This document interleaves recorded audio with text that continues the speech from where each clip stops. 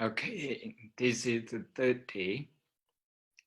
This is the third day in this 7-day series lecture. As in the previous 2 days, we are going to be reciting Namo Tassa to pay homage to the Buddha before I start talking. Namo Tassa Bhagavato Arahato Samma Sambuddhassa. Namo Tassa Bhagavato Arahato Samma Sambuddhassa. Namo Tassa Bhagavato Arahato Samma Sambuddhassa. Today the topic is the Four Noble Truths. The Four Noble Truth is the heart of the Buddhist teaching, the center of Buddhist teaching. If we ask ourselves, which is one teaching, only one teaching that we need to know in Buddhism, that would be the Four Noble Truths.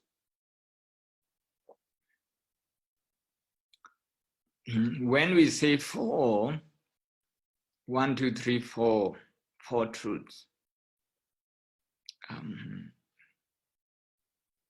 sometimes we might be tempted to think about it in hierarchical order, in terms of significance, in terms of importance. We like to grade them. But I don't think we need to do that. Because all the four truths, all the four truths, they are they're linked together. They are totally dependent on each other. It's not possible to realize one truth without realizing the other three.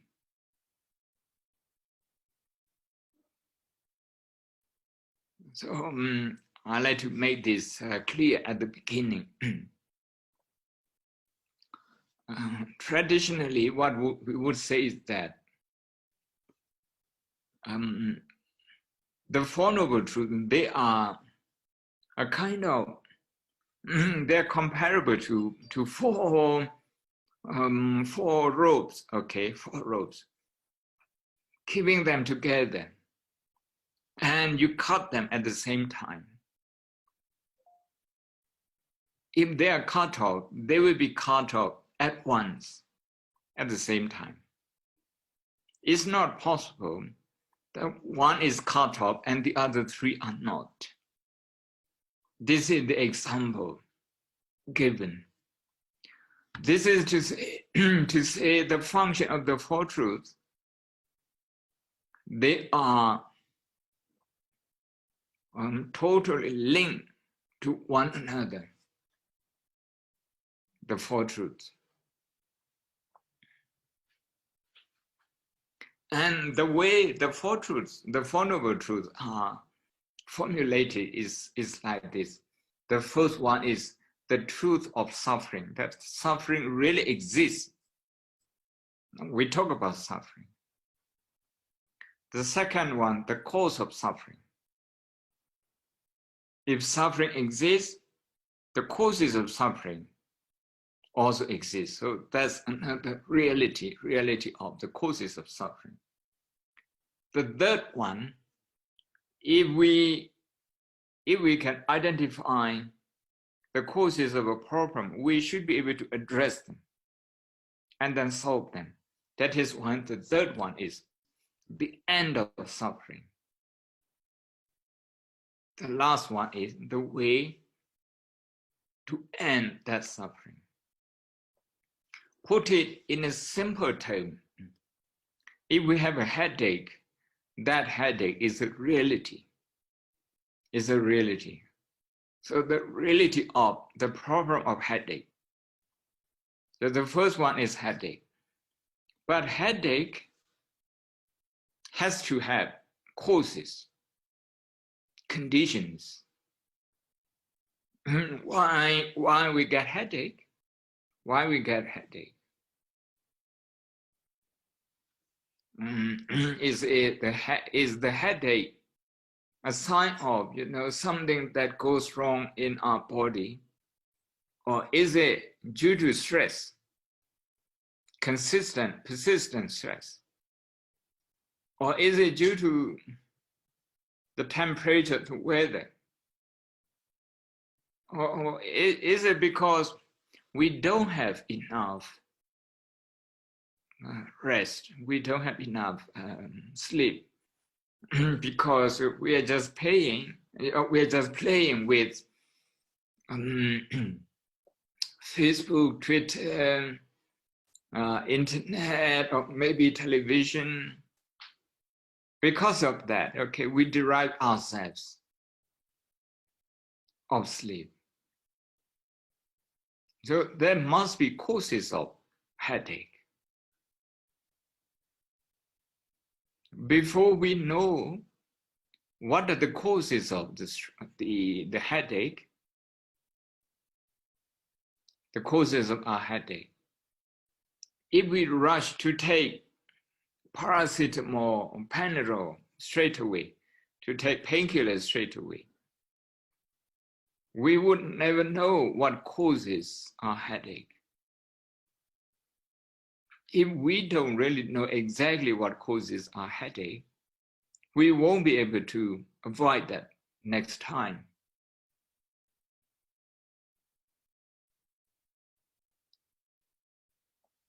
So knowing the causes of headache is very important. But once we know the causes, now we are confident that we can address this problem. We can bring this problem to an end. We can overcome this. So that's the third truth. You can see how they are linked together. The end of the problem is linked to knowing the causes of the problem. To recover from a headache, it's important that we know the causes of headache. Even before that, it's important that we recognize the problem of headache in the first place. So three truths already: the truth of suffering, the truth of the causes, the truth of the end of suffering. And the last one is, of course, when we become confident that we can overcome this, then we will start applying some solution. So Four Noble Truths. These Four Noble Truths, they are inevitably linked to one another.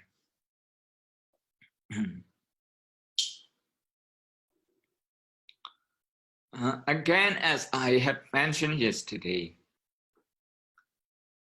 the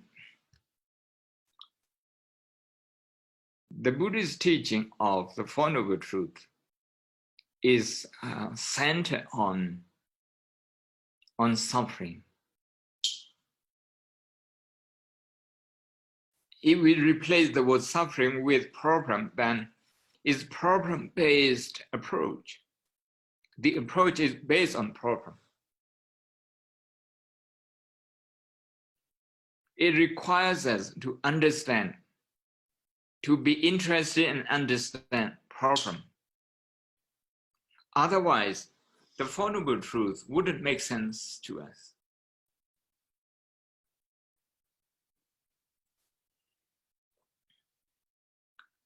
The overall aim of the Four Noble Truths is happiness, to achieve happiness. Then you might ask the question, if this is aimed at achieving happiness, why we focus so much on suffering. So here we need to understand what the Buddha means by suffering. To give you an example, getting upset because of the traffic jam, because of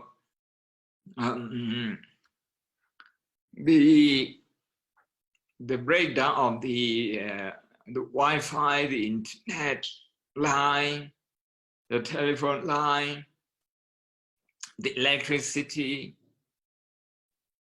So if you get upset, the philosophy of the Four Noble Truths would say, you are suffering. Being upset means you are suffering. This is to say, when we are in search of happiness, we need to take anything that prevents us from being happy seriously. So being upset with yourself, the habit of blaming yourself, the habit of blaming other people, all these things, they are suffering, they are considered to be suffering. Not many people would consider being upset as suffering. But the Buddha was very serious about happiness because he believed we as a human being, we don't need to wait until next life. Here and now is possible to be happy. And the way he approached happiness is that to look at what prevents us from being happy. So he uses one word in Pali, in Sanskrit, dukkha, to describe anything that hinders our happiness. So being upset is suffering, is dukkha. Another thing, like another example, getting annoyed. Sometimes we get annoyed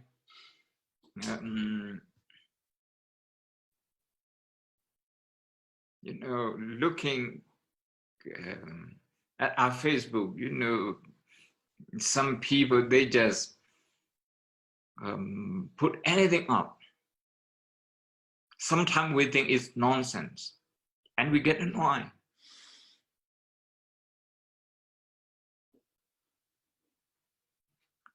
And that annoyance is also suffering.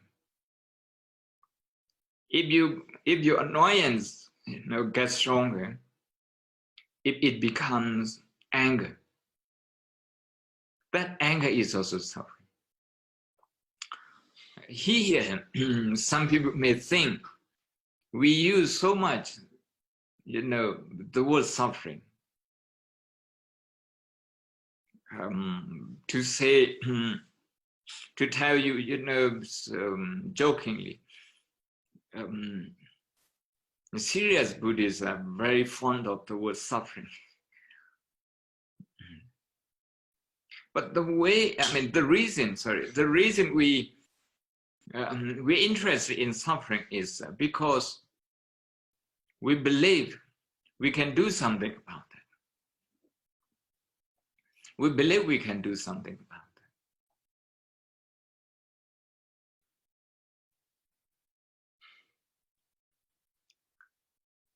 it. If you remember, or some of you may have heard Alexandra New, a French-speaking early Western Buddhist who studied in Sikhism in India, Tibetan Buddhism. her understanding of the Dhamma, the words of the Buddha, or her understanding of suffering was so good, so precise. I like to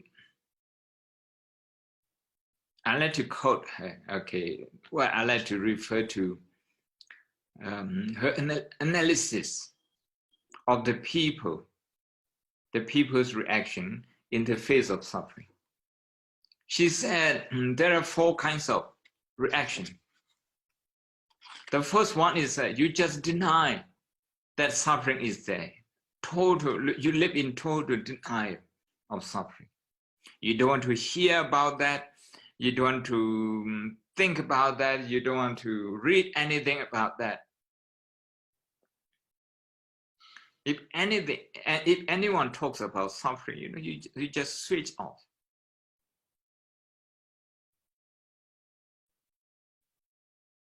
The world is wonderful. There's no suffering, according to this person. The first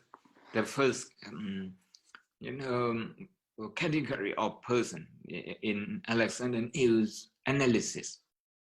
So the first one is in the face of all evidence about suffering, we deny. We can deny COVID-19, the COVID-19. We can deny that anything exists at all. Such thing exists at all.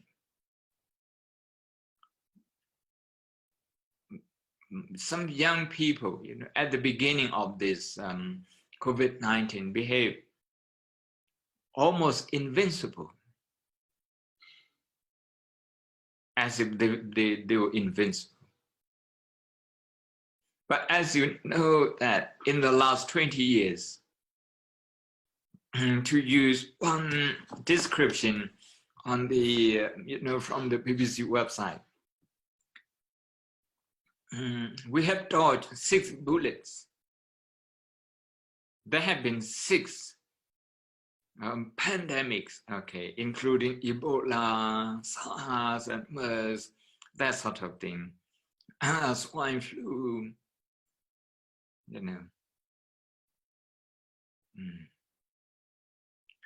So in the face of all these things, even we see our own suffering, psychological suffering. Sometimes we get upset, sometimes we get tense.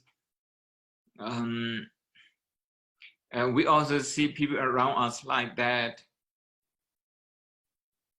But in the face of that, some people, they live in denial. In order to help them to deny that, they do everything. So that's the first, the first person, and that's who lives in denial. The second person is in the face of suffering, they just feel resigned.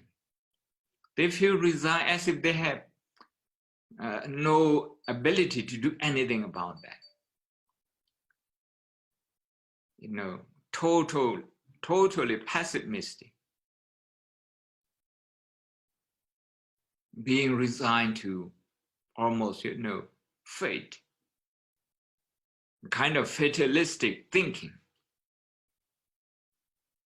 They become depressed. They personalize it. Oh no, my life is like this. I will never be able to change this. My life is damn whatsoever. Okay. They feel so much resigned to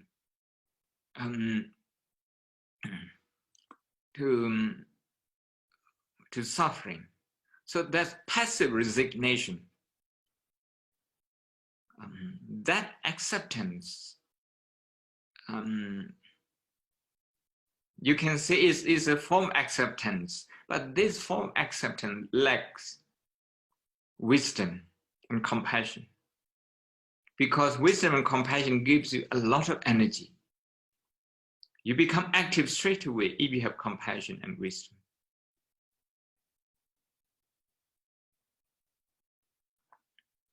So this second person, this passive, who is passively resigned to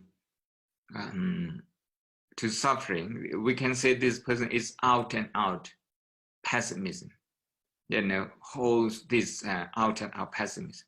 The third person like to cover, to hide, okay, to cover up suffering. You rationalize it. Okay, if this is suffering, then we have to do something. But the way you do that is without experiencing suffering mindfully, without investigating suffering or problems closely.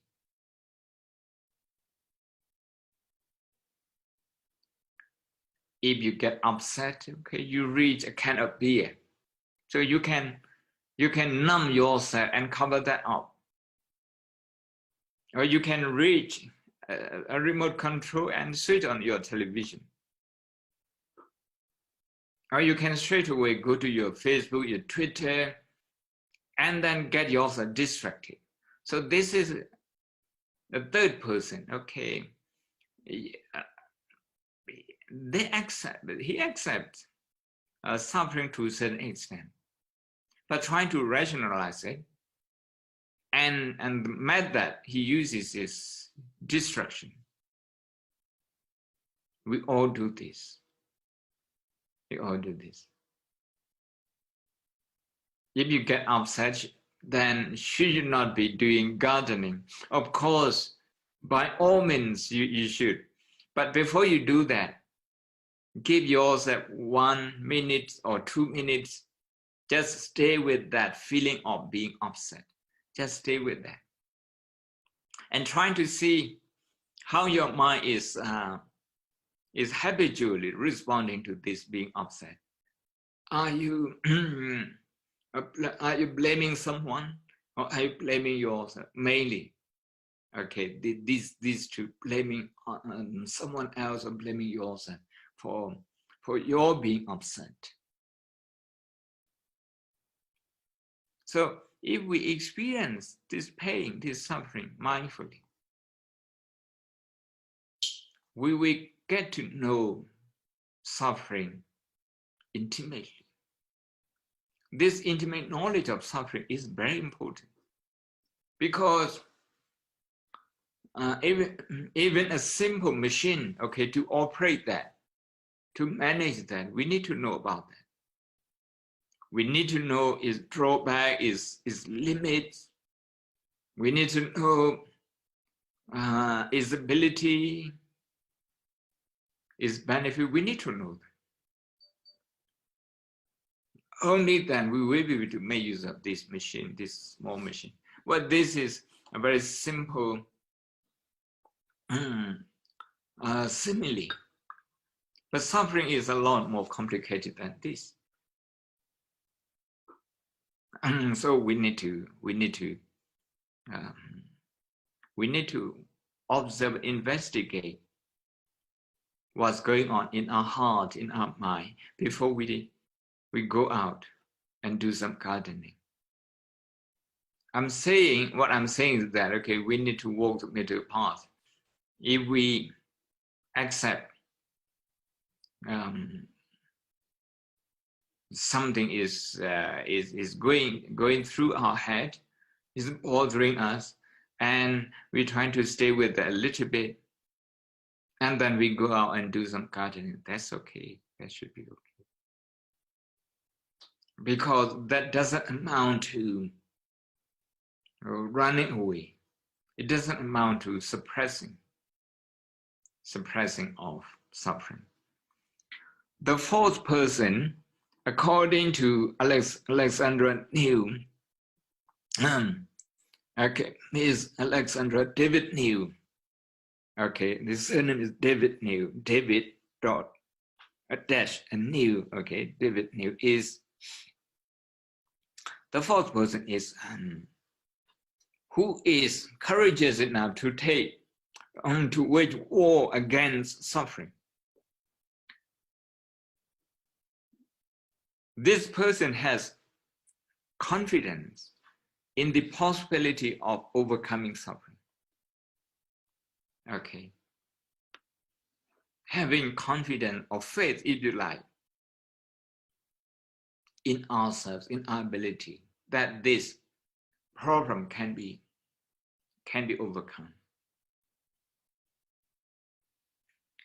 Many people talk about the COVID-19, the lockdown, its impact, the restriction being imposed upon our life.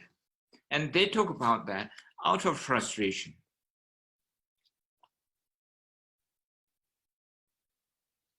They talk about that out of frustration.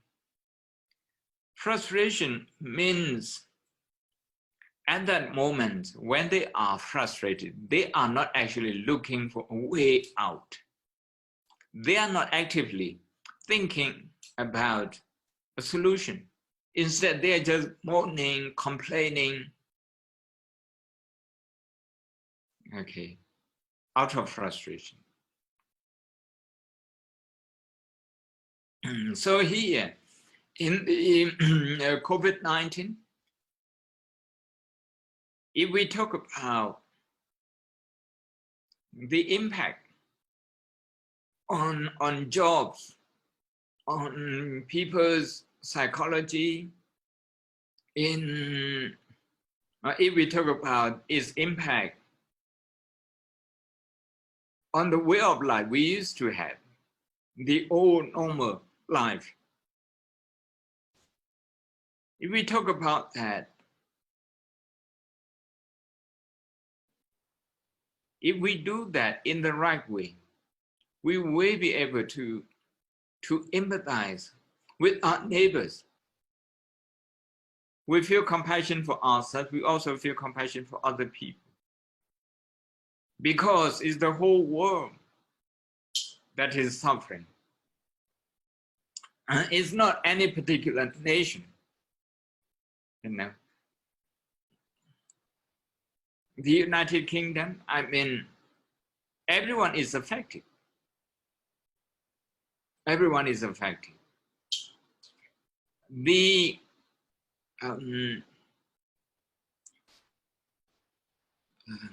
impact, the negative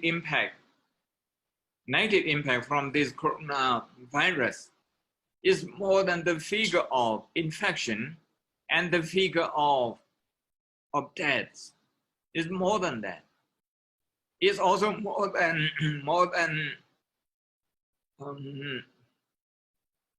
the financial figure that the Chancellor, the Finance Minister issue is more than that. It's a lot more than that. So if we think about its impact deeply on many people, then in our mind, we will start thinking what we can do. What we can do. Because individually, we can do a lot. By taking care of ourselves, by following social distancing,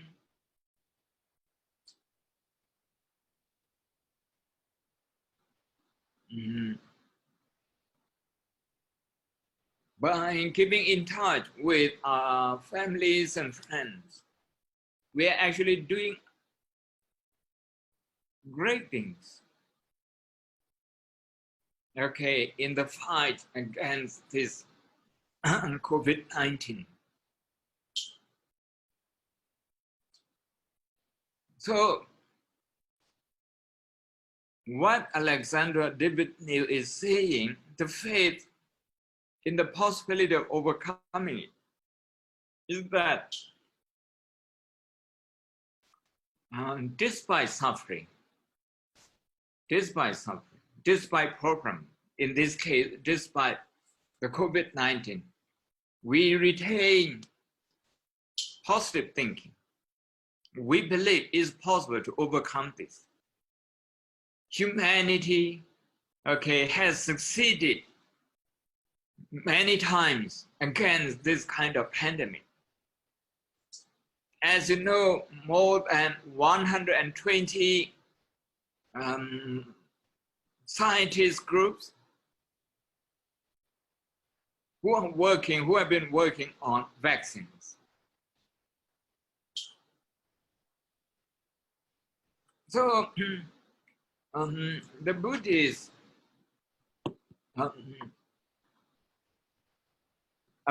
the Buddhist approach towards suffering is not about giving it up. The very point that we recognize suffering is because we believe. Of course, we follow the Buddha. The Buddha believe it's possible to overcome it, and we also believe that we can overcome it. Okay, those who are in England, if you can't hear me clearly because it's raining, okay? Because it's raining here, it's raining heavily, okay?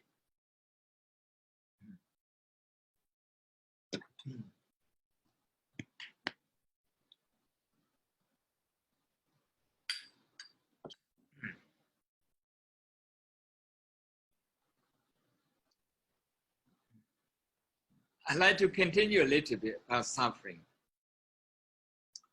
In the first sermon, okay, the Buddha talks about suffering at 3 levels. 3. The first one is physical level. That physical level is something like getting sick, getting old, the trauma of birth, the phobia of death, the fear of death. So these are associated with physical suffering. We can add into this hunger, for example, lack of basic material needs. Okay, we can say these are also physical suffering at the physical level.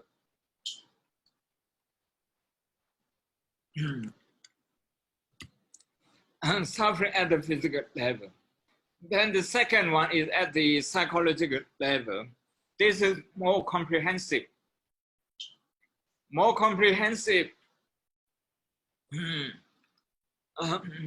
Because, okay, this one, the Buddha describes it as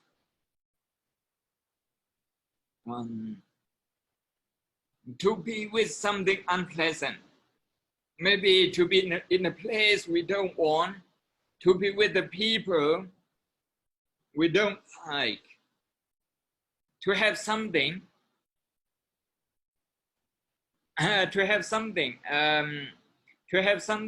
we don't really like. I'm not sure if you can hear me because no, I'm not using microphone. Okay, I'm straining my voice. You can hear me, okay? Thank you. I have got 2 new microphones today, but I have not tested them, so I'm not using them. So I have to speak out.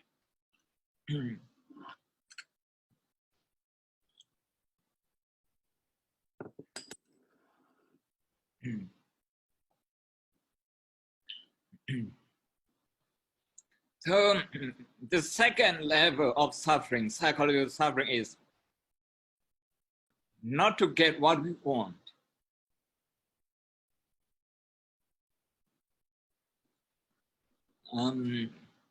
Not to meet the people we want to meet. Not to have a government that we like. All those things.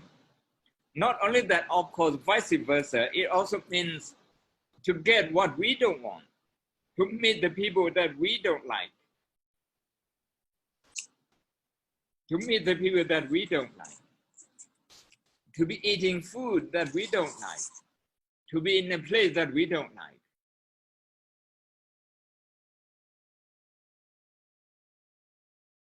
So this is the psychological level, which is more comprehensive than the first one.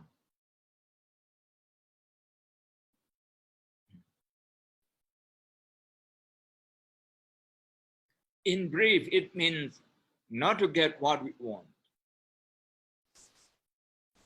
So here the Buddha analyzes disappointment. Disappointment is about not getting what we want and getting what we don't want.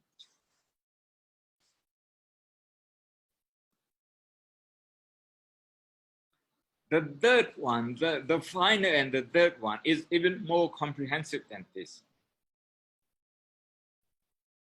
The third suffering is about grasping the mind and the body, about the physical experiences and psychological experiences, about that grasping.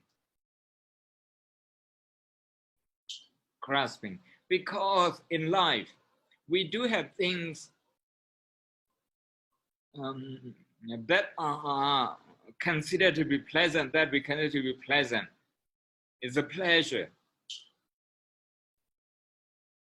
But when we get attached to them, maybe food, maybe clothes, maybe music, maybe anything, then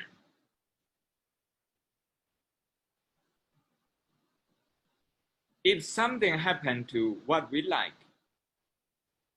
we suffer. If what we like disappears or it changes, then we also suffer. This third category of suffering is the most wide-ranging suffering.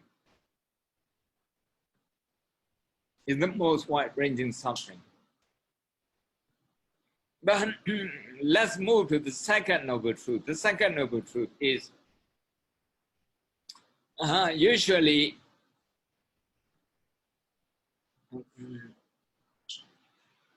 the Buddhist authors, they would say is attachment. I agree with that, but I'd like to describe the behavior, the manifestation of attachment. Attachment is something that repeats itself again and again. If you get upset,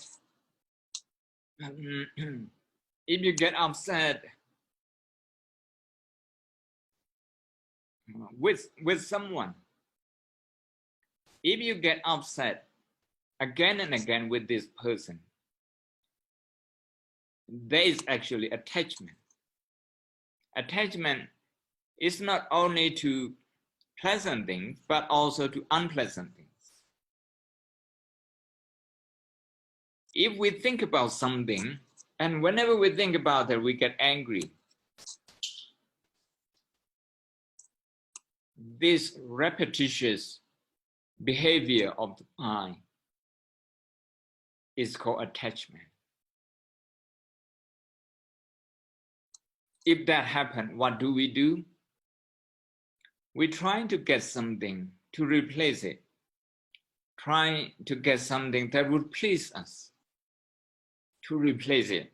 So we are always looking for something to replace unpleasant experience that we have. And that's never ending.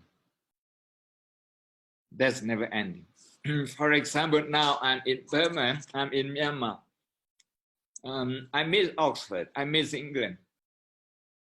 Is the rainy season here? In the UK, the weather should be good. The start of the summer. Okay.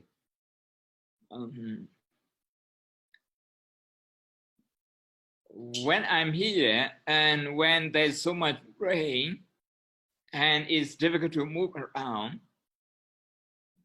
and I start thinking about the nice weather in England. But when I'm in England, when it's too cold, then I think of Rangoon. You see, the mind is always looking for looking for something which is not within our reach at the present moment, simply because subconsciously we are rejecting the present moment. That is why sometimes we say being able to live at the present moment means to reduce attachment and also to reduce suffering.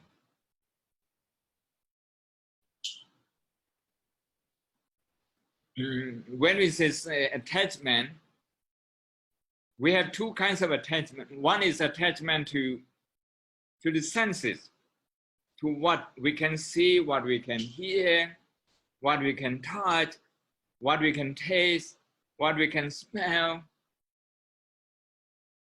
So this is attachment to the senses and sensual experiences. The other attachment to ideas.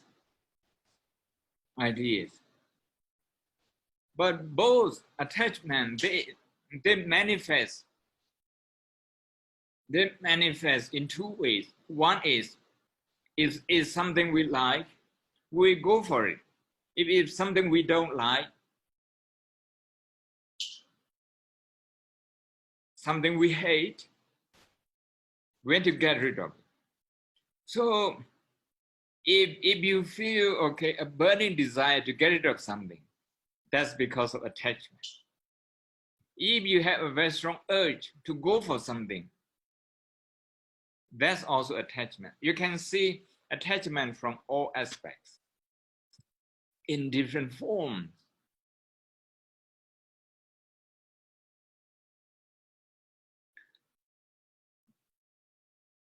The Buddha is saying that we can have a nice meal, okay, without being attached to that. How do we do that? How do we know that we can enjoy a nice meal without being attached to that? Okay.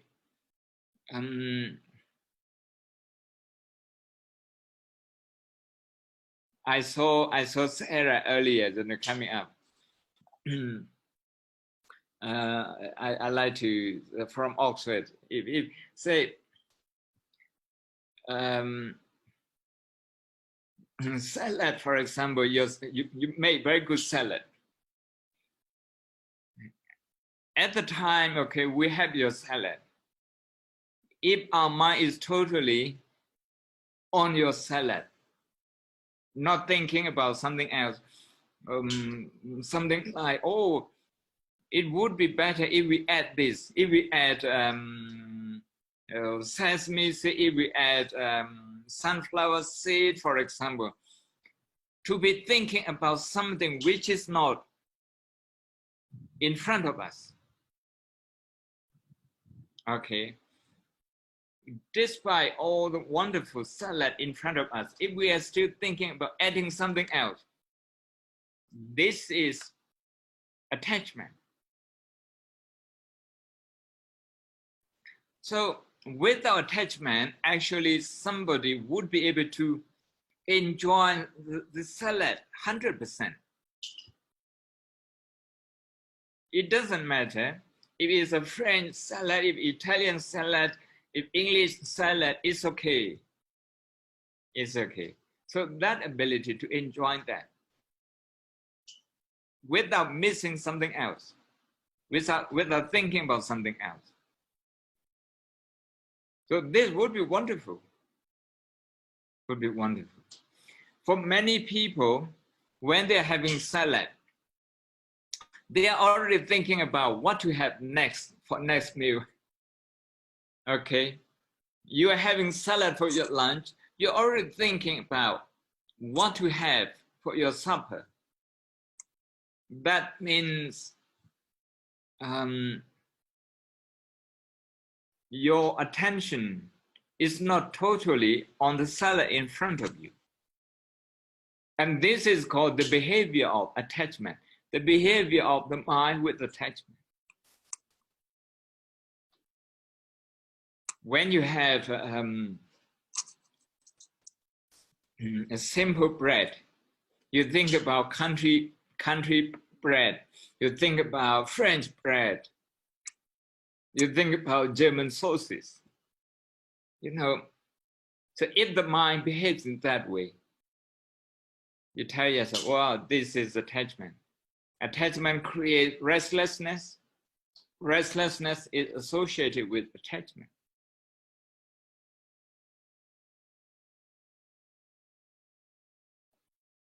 The Buddha says, this is deep in our psychology, and we need to work on this. If we work on this, we will enjoy more of what we have, enjoy more of what we can do, and who we are now. And as I mentioned at the beginning, I believe that it's possible to do something about this. Is the third noble truth, the end of suffering. Of course, when you have totally got rid of this pain, or the causes of this pain, the causes of suffering, and that's called nirvana, of course, here and now. Okay, we don't need to wait until next life. When we can see in the attachment, we can see all the three poisons we discussed yesterday. If we see them, the moment we see them, those three poisons, they get weakened. The more we see them, each time we see them, they get weaker and weaker. And they are being replaced by generosity, by compassion, by wisdom, by wisdom. And when the replacement is total and complete, that would be nirvana, here and now. Of course, to do that, what do we have to do? We need to follow the Eightfold Path, which I'm going to be talking on Monday. Is enough to say for today that it includes mindfulness, to be aware, okay, what's going on in our mind, to be aware of suffering, to be aware of pain, to be aware of expectation or disappointment. This is part of the solution.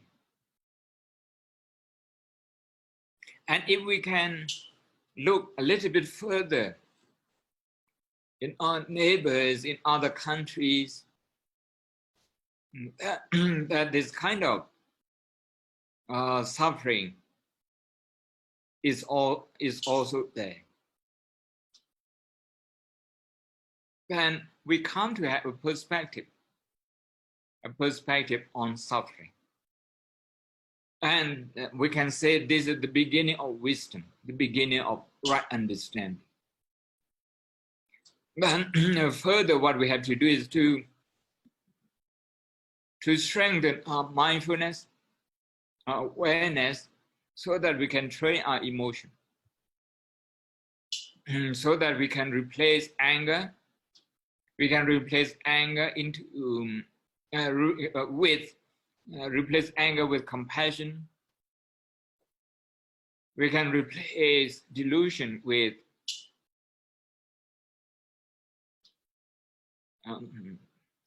understanding, with wisdom. If that happens, that will have an impact on the way we behave, the way we live. The way we live. That means ethical way of life. That ethical way of life depends on our understanding and our emotional training, especially compassion. So to conclude today, I would like to say that we use mindfulness, which is the fourth noble truth, to observe the first one, which is suffering. You can see the first noble truth doesn't come first and the fourth one comes last. No, not like that.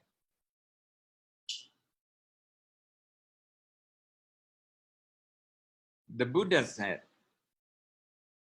with the truth of suffering, we need to understand. With the truth of the causes, we need to be able to remove them. With the truth of the cessation of suffering, we need to achieve them. We need to achieve it. With the truth of the solution, we need to be able to put into practice. So they have different functions. Those different functions, they come together. Maybe at the beginning, they come together 1%, 2% like this. If we are mindful for 5 minutes, we can see suffering better than before. And we are closer to seeing the causes of our pain, the causes of suffering. Not just our pain, but also suffering around the world. And when we see the causes, and we have more confidence that we should be able to do something about this. So the four functions corresponding to the Four Noble Truths, they function at the same time. Understanding anger as suffering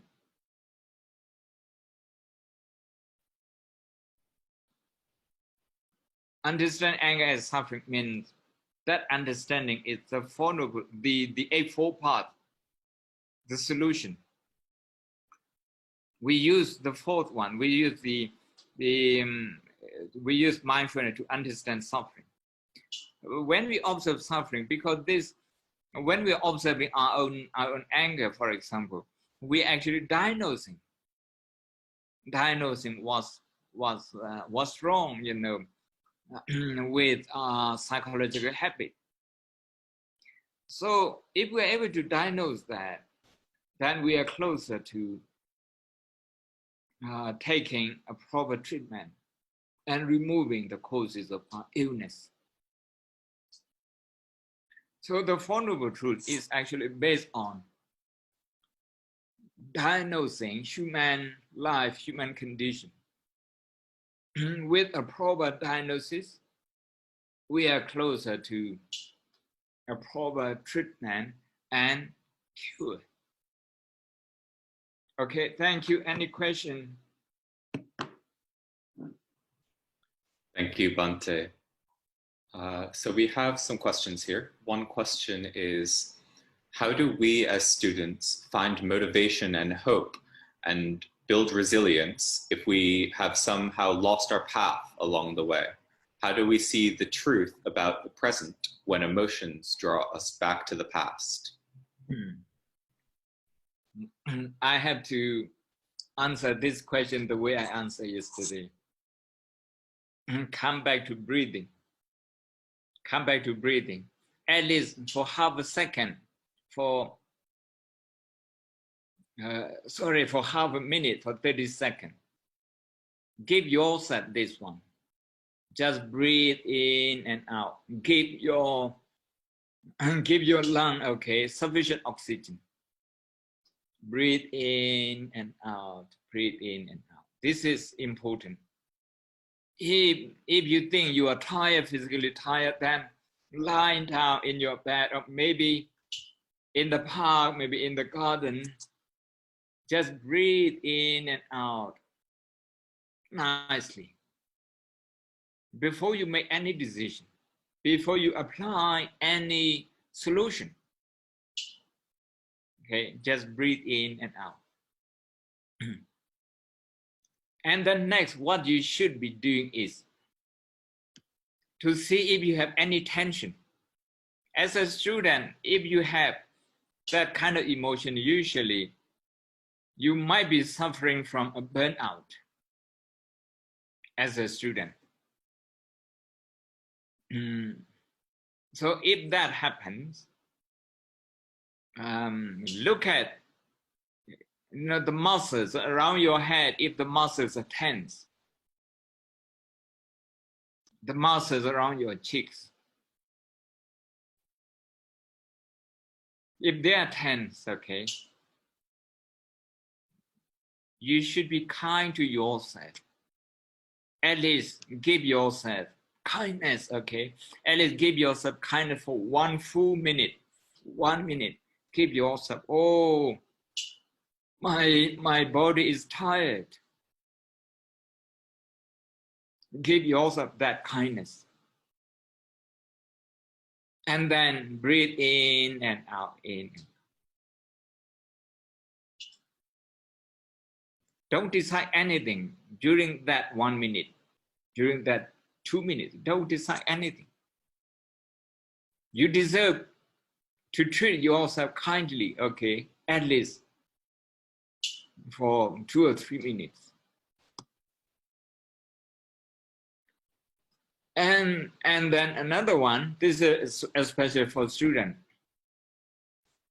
I want you to check if you have any, if you have had maybe in the last 1 month, 2 months, if you have had any physical exercise. If you don't, I want you to go for a walk for about 10 minutes. Nice walking, it's quick, so that you sweat. Only then, okay, you come to think about your problem. You come to think about your problem. But before you actually think about your problem, I want you to do one thing. That is to think about how hard you have worked and how much you have achieved so far.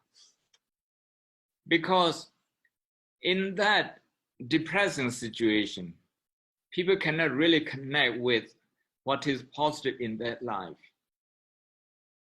Their mind is totally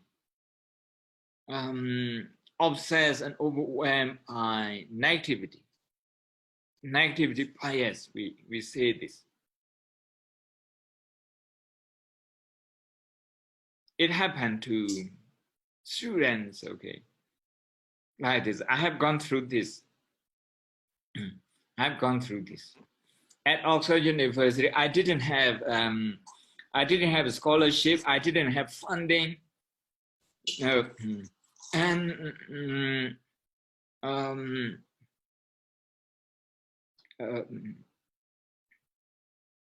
I need to worry about that as well.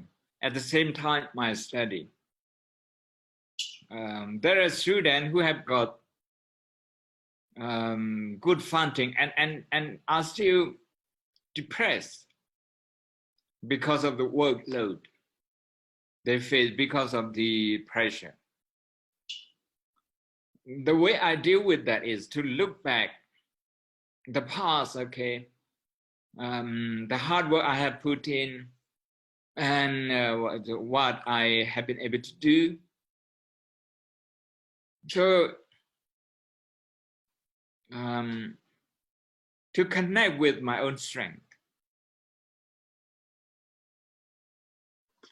Then neurologically, we are changing, okay? We are changing our brain, the two hemispheres of our brain, right and left. The emotional part is the right side. So when we are emotional about our study, when we are worried, when we become depressed, the right side of the brain is working. And perhaps also the old brain, the back brain is also working, because fear comes in from time to time, and we are just repeating the same worry. In that situation, the calm and executive brain, the left side, It's not active, it's not working.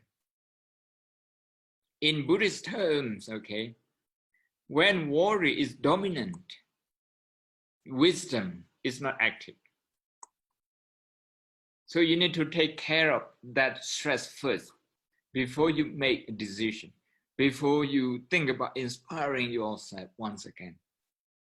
So confronting that stress, perhaps a burnout, that's very important to recognize that. Okay, this is part of the student's life. It may be a burnout. Maybe I need to be kind to myself. Do I have enough sleep? Do I have enough exercise?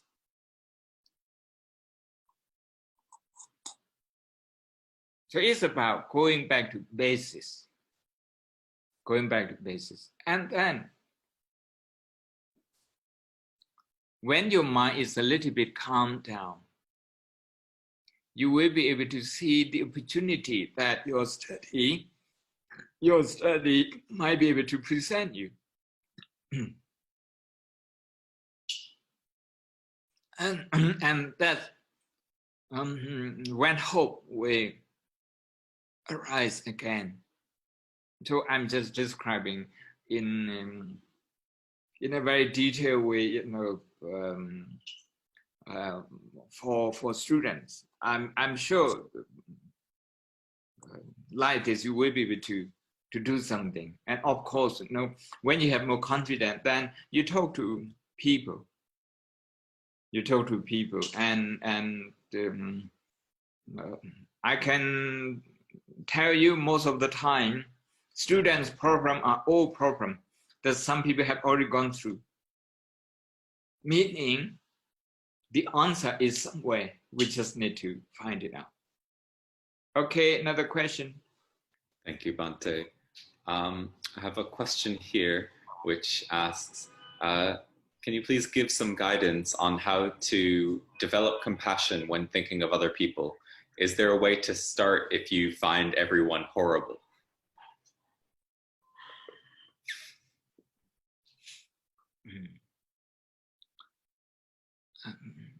We need to start with some people we agree with. We think about their pain, their suffering. We should not start with the people we disagree with, because that will trigger anger and resentment, negative emotion.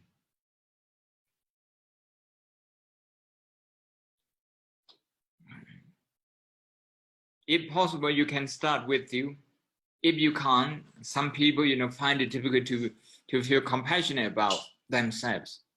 They think it's a weakness to feel compassionate towards themselves. They're mistaken in that. But anyway, if they can't do it, they can't do it with themselves. They can't start with themselves. They need to start with someone else. We can start, okay, you can start with your pet. You can start with your best friends. You can start with innocent children suffering.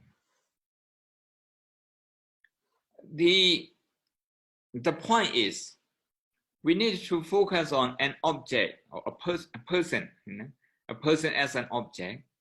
That person, we need to feel that that person is totally helpless. If we think about somebody who is very stressed out, we need to think about that this person is really helpless because he doesn't know about his stress, he doesn't recognize his stress, and he's trying to beat around the bush and not getting the point. In that respect, that person is helpless at that time. So if we have this helplessness as a feeling in our heart when we look at someone, then there is a great opportunity for compassion to arise. If you think about people who are suffering from COVID-19, who can't really do anything to help themselves. Some people need oxygen supply, some people need ventilator, or some people, okay, they just have to be at home because the hospitals don't admit them. The hospital wouldn't admit them. And they have to be at home and wait until the antibody, the resistance kicks in and start fighting. It may go either way. So if we have those people in mind and we feel their pain, we feel that they are helpless, then compassion will arise. We can start with that. From there, we can expand to things. When we say about helplessness, we are talking about our limits. There are things that we feel helpless in life. You don't want to get old, I don't want to get old, but we are helpless. We can only do a little bit to retain, okay, our energy, our stamina, and our youth. Only, a tiny bit that we can do. It's a one-way system.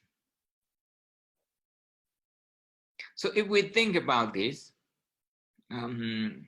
as a universal problem, common to everyone, common to our neighbors, our friends, and the people we like and we don't like, then there's an opportunity for compassion to arise. If you just think about hunger, okay, every day we feel hungry a few times, 2 or 3 times, 4 times, for example. We feel thirsty even more. When we feel that, if you stay with that hunger for 1 minute, how helpless is this body? We cannot choose not to be hungry. No. We are helpless. We just need to follow the dictation of this nature. To get hungry and then to prepare food to eat, to process that. We are helpless.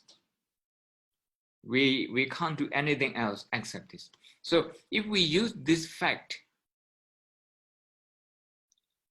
as an exercise for compassion, then when you get hungry, when you are hungry, trying to feel that physiological impact of hunger, then psychological impact, how we become easily irritated, how we lose our concentration. Then think about your neighbor. They also go through this every day. When you're preparing for your lunch, they are also preparing their lunch. Everybody is doing that. Because we are all helpless, okay? We cannot resist this hunger. So with this, it's possible to do compassion. And at a certain point during the day, we run out of our energy. We need to switch off and rest. And this physical body reaches its limit at a certain point during the day. So even this one can be a source for compassion. So actually, it's not that difficult to practice compassion. Another question? Thank you, Bhante. I have a question here which reads, does compassion and empathy need boundaries for self and other? Can it lead to burnout? Thank you.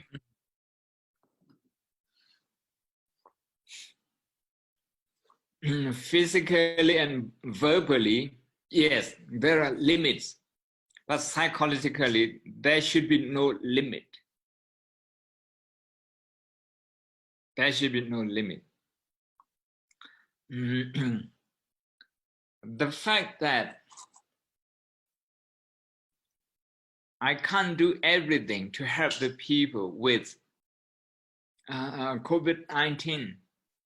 It doesn't mean that I should switch off and nothing about their problem, nothing about their pain. No.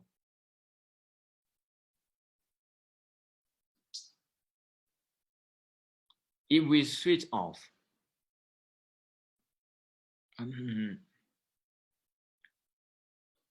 we are not prepared to do something even when we can. So we need to distinguish between psychological compassion, empathy, and compassion. Actually, they start in the mind, they start with mind, with psychology.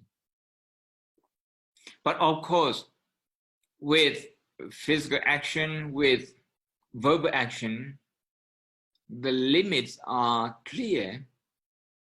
When we want to say something to help someone, we are not even sure if that person is receptive at all.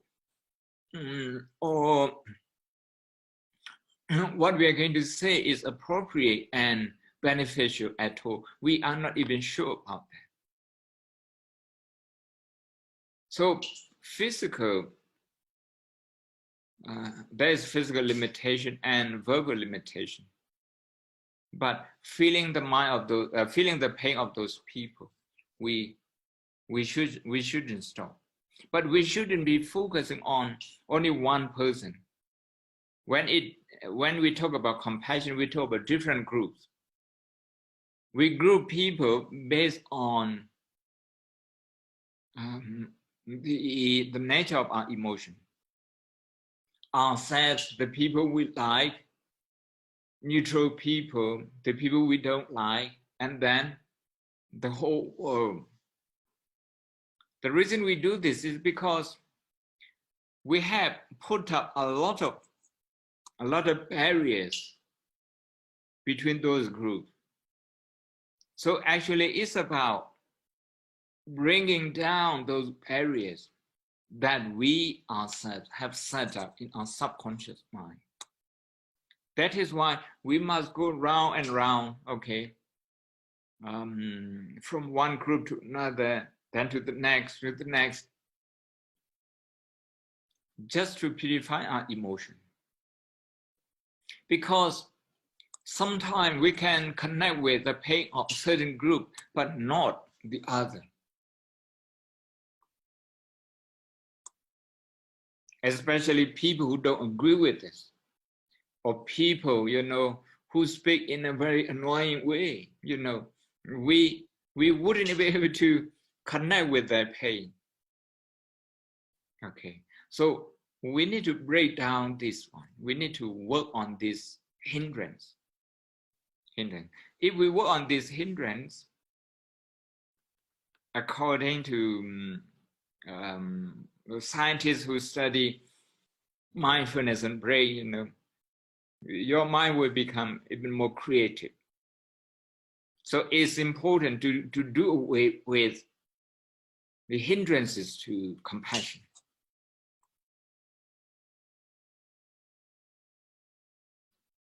More question?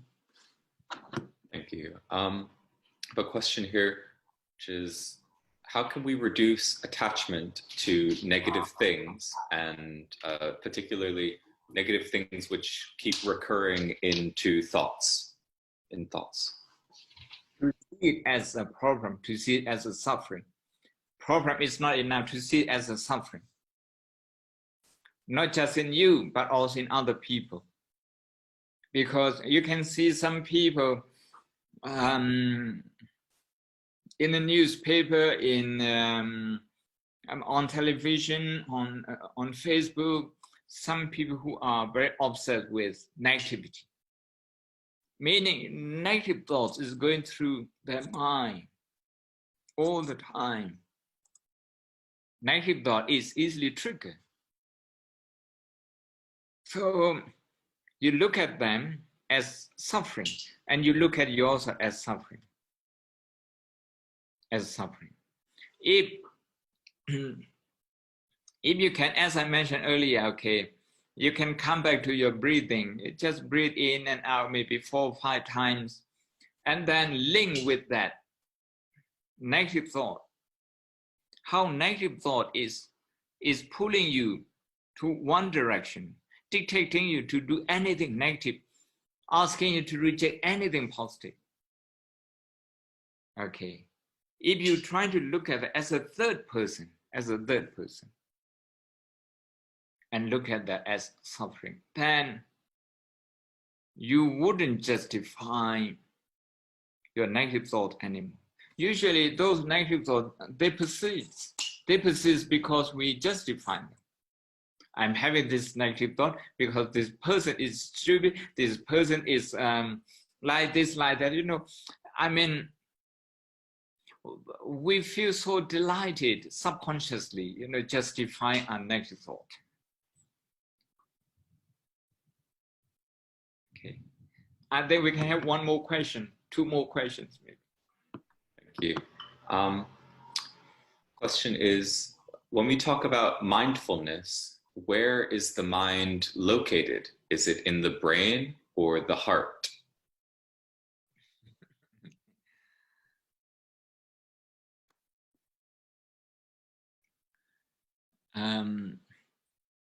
I want you to read, to listen, or if you have the book, to read, to listen on YouTube. The book by Dr. James Doty that I mentioned yesterday, Into the Magic Shop.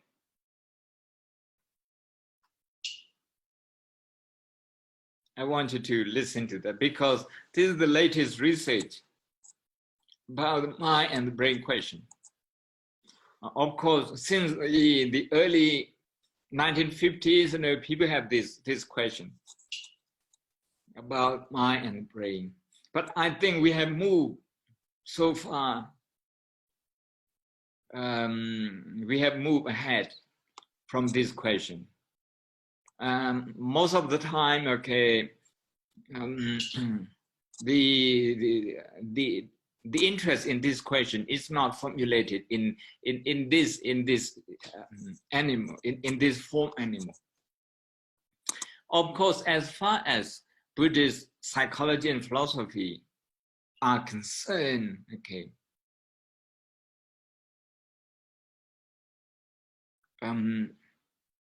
it's not the location of the mind that we're interested. Like Professor James Doty said, okay, this brain is not the mind. But if this brain is not working, it affects the mind.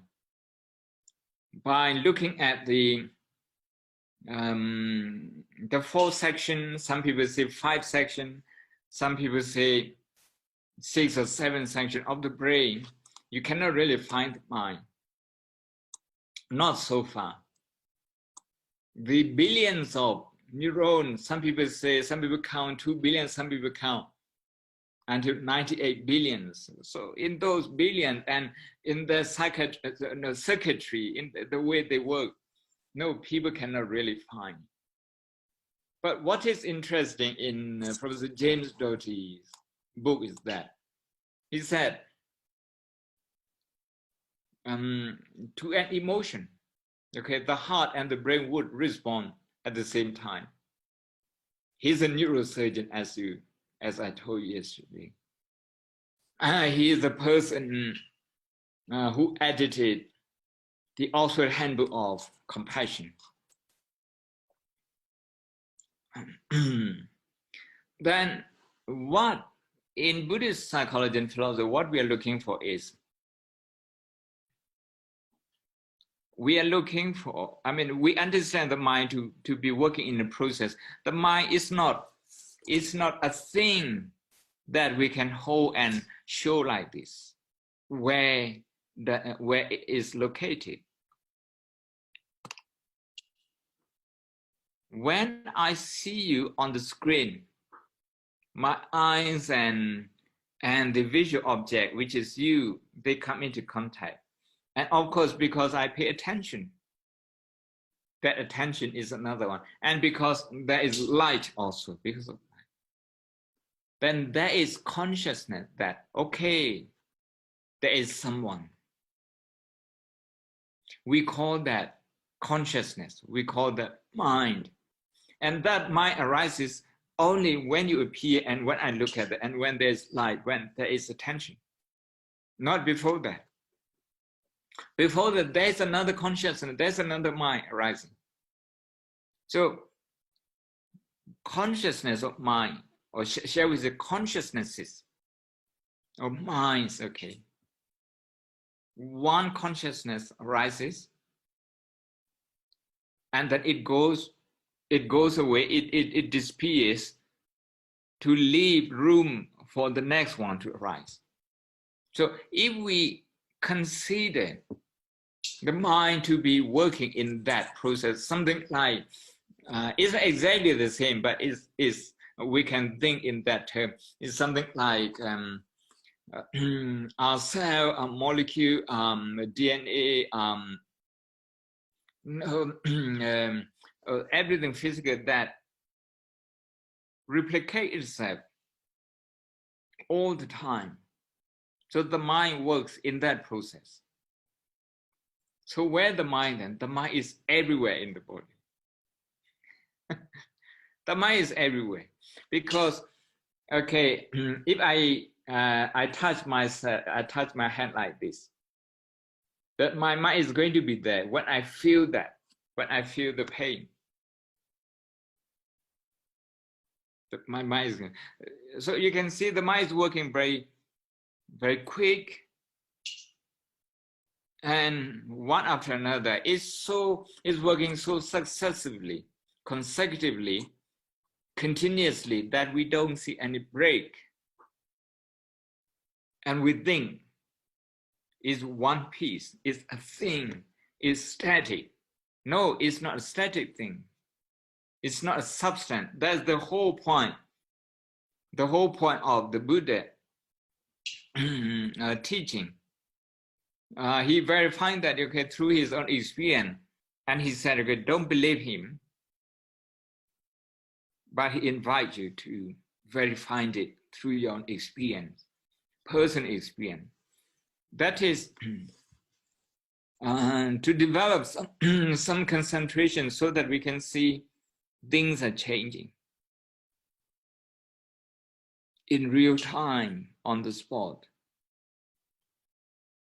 If that happens, we will see that the mind or the consciousness that we had at the beginning of the talk is no more there. It has given rise to many other successive consciousnesses, which also in turn, okay, come and go, rise and cease. So that's the way we understand mind.